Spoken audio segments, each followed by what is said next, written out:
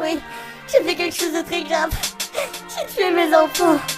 J'ai voulu me suicider, mais je n'y arrive pas. Je veux mourir. Je veux mourir. Je remets le décor, 28 février 2007, dans la maison de Genève, à Comeveven, avenue Général Jacques en plein centre de Nivelles. Tout est calme mis à part ce burn maternel. 5 enfants égorgés vifs, c'est de la torture. Ne pas le voir, c'était comme le lièvre et la tortue. Un ménage qui fonctionne à trois en parallèle. Cela ne tourne pas rond, c'est le centre des querelles. Pourtant à l'école, les gosses ont de bons résultats. Donc à l'extérieur, tout cela ne se voit pas. On parle de Genève comme d'une femme modèle, avec 5 enfants, un mari, une femme fidèle. Mais le 28 février, elle marque notre histoire. Un quintuple infanticide qui marque nos mémoires. La démarche méthodique placée dans le salon, elle les appelle à paraître dans une pièce de la maison. Sans omettre aucun détail, entrecoupé de sanglots, l'accusée décrit l'assassinat de chacun de ses 5 enfants. À tous, elle leur dit qu'elle les aime avant de les égorger.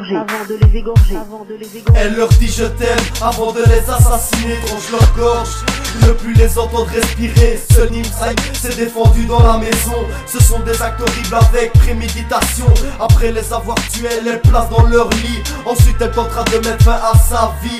Je veux rejoindre ses enfants au paradis. Comment expliquer ce geste dit de désespoir? Elle reportera la faute sur le de plus, les psychologues nous le confirment publiquement. Elle se sentait dans un étau rétrécissant. Ouais, c'est ça, un étau rétrécissant. Foutaise. Parce qu'elle est la vérité, hein. Pourquoi on nous cache la vérité? On nous cache la vérité depuis le début. Elle a tué ses enfants, mais dans quel but? Elle voulait les protéger, hein?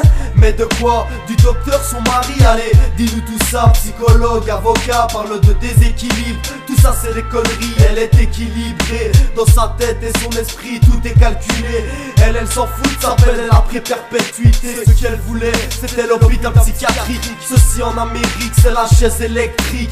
Même si tu es désolé, comblé de remords, jamais tu ne remettras les pieds dehors. Car tes actes doivent être punis, voilà ma vision. Comme tant d'autres, on exige la plus grande punition. Tu as commis ce mercredi 28 février une grave erreur, tu as détruit ton foyer.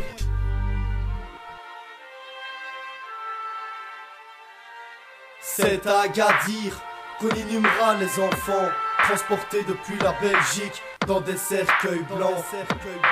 Dans des cercueils blancs. Nim Saïm Saïm